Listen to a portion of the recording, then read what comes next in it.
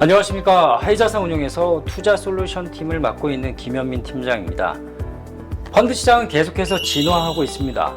바로 금융상품의 제도가 계속해서 발전하기 때문인데요. 이번에는 최근 들어 전 세계적으로 가장 많은 관심을 받고 있고 그 규모 또한 거대하게 성장하고 있는 ETF 시장에 대해 말씀을 드려보겠습니다. ETF는 상장되어 거래되는 인덱스 펀드다라고 정의할 수 있습니다. 인덱스 펀드는 1971년 미국 웰스파고에서 뉴욕 거래소에 처음 공개를 했었는데요. 워렌 버핏이 말하기를 인덱스 펀드야말로 일반 투자자가 전문가를 이길 수 있는 유일한 투자 수단이라고 언급하기도 했습니다. 자, 그런데 인덱스 펀드도 펀드이기 때문에 매수와 매도 시점에 상당한 기간이 소요되는 문제점은 가지고 있었습니다. 그런데 1993년 ETF가 미국 뉴욕 거래소에 처음 등장하게 되면서 이러한 문제점이 사라지게 됐습니다. 이제 펀드를 주식처럼 바로바로 사고 팔 수 있게 된 것입니다. 현재 이러한 ETF는 다양하게 개발되어 한국 시장에는 약 700여 개, 미국 시장은 약 3,000개 이상의 ETF가 실시간으로 거래되고 있습니다. 자, 그럼 전문 영역에 있는 펀드 매니저들은 이러한 ETF를 어떻게 활용할까요? 일반적으로 하나의 펀드를 운용하는데 투자하는 종목의 수가 대략 30개에서 60개 정도가 됩니다. 그런데 펀드의 규모가 1조 원 이상으로 커지게 되면 투자하는 종목의 수도 따라서 증가하게 되는데요.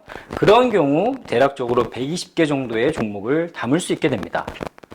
하지만 ETF를 활용해서 포트폴리오를 구성하면 그 레벨 자체가 달라집니다. 앞서 말씀드렸던 것처럼 ETF는 인덱스 펀드이기 때문에 그 자체적으로 최소 수십 개에서 수백 개 이상의 종목을 포함하고 있습니다.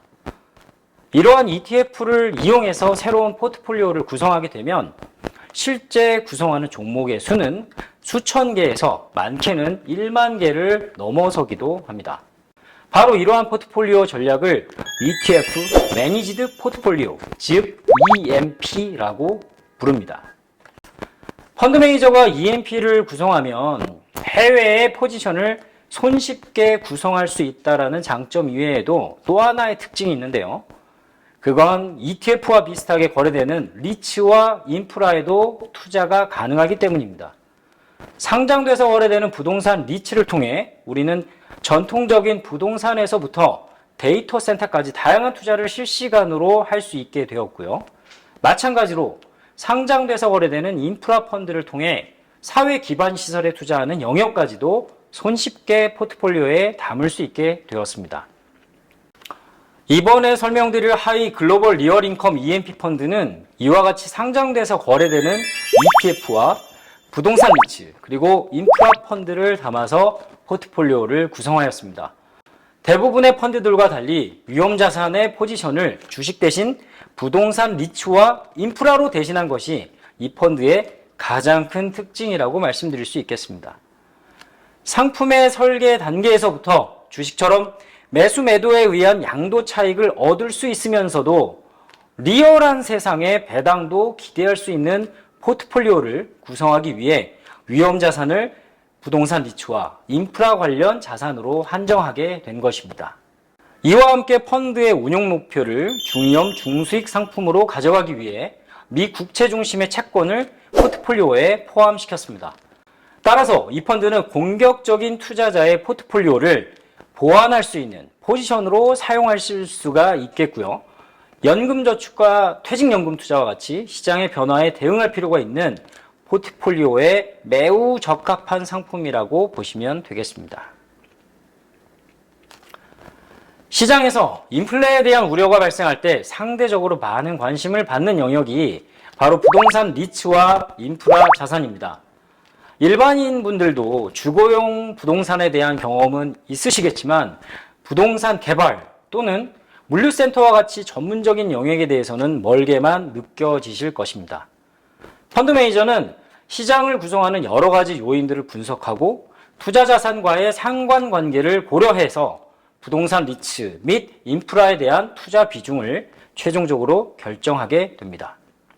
여기에 국내 시장과 미국 시장은 큰 차이점이 있는데요. 바로 규모와 유동성입니다. 예를 들어 국내 거래소에 상장된 부동산 리츠의 경우 3건에서 18건 정도의 개별 부동산을 하나의 리츠가 보유하고 있는 반면에 미국 시장에서는 최소 204개, 많게는 10만 개를 넘어서는 부동산을 하나의 리츠가 보유하고 있습니다. 따라서 리츠가 보유 중인 부동산 중에서 디폴트와 같은 위험 요인이 발생했을 때 해당 자산을 보유하고 있는 리츠에 미치는 영향은 상당히 다른 수준으로 효과가 나타나게 될 것임을 우리는 미리 알 수가 있습니다.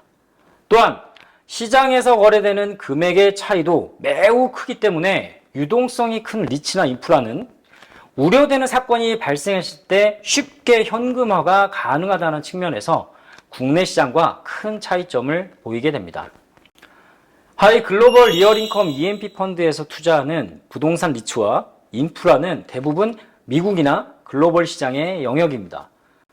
따라서 투자 대상 자산의 종류가 상당히 세분화되어 있습니다. 예를 들어 전통적인 주거시설인 아파트나 오피스텔에 투자하는 임대산업 위주의 부동산 리츠도 있지만 최근에 언택트 시장에서 주목을 받는 데이터 센터 또는 물류센터에 집중적으로 투자하는 리츠도 있습니다. 자, 미국의 대표적인 리츠 중에 아메리칸 타워라는 종목이 있는데요. 이 리츠는 글로벌 시장에 통신 전용 탑을 세워서 그 위에 통신 중계기를 설치할 수 있도록 하는 임대 비즈니스를 전문적으로 영업하고 있습니다. 인프라 영역도 상당히 다양합니다. 전통적인 항만, 도로 등의 건설에 투자하는 인프라도 있지만 최근에는 에너지 개발 또는 신재생 에너지와 관련된 영역에 투자하는 인프라 펀드도 있습니다. 지금까지 말씀드린 내용을 다시 한번 정리해 드리겠습니다. 하이 글로벌 리얼인컴 EMP 펀드는 위험자산을 부동산 리츠와 인프라로 한정하여 매수 매도에 따른 양도 차익과 배당 수익을 함께 추구합니다. 아울러 미 국채 중심의 채권을 시장 상황에 적합하게 투자하여 투자의 목표를 중위험 중수익에 맞추고 있습니다.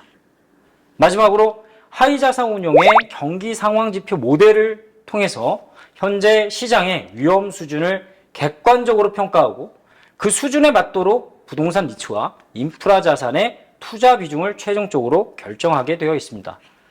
아울러 같은 방법으로 미 국채 중심의 채권 투자 비중 역시 결정하게 됩니다. 고정된 이자 수익을 기대하기 어려운 시장에서 시장에 대해 매우 강한 확신이 있는 분들이 아니라면 하이 글로벌 리얼인컴 EMP 펀드를 투자 자산의 최소 15% 이상 또는 30% 정도의 수준으로 투자하실 것을 권해드립니다. 특히 개인연금이나 퇴직연금과 같이 장기적으로 투자해야 하는데도 불구하고 시장의 변화를 항상 주목하기 어려운 바쁜 현대인들의 일상에서는 이러한 중위험 중수익 상품에 더욱 많은 관심을 가지실 필요가 있겠습니다. 이상으로 하이 글로벌 리얼인컴 EMP 펀드에 대한 설명을 마치겠습니다. 감사합니다.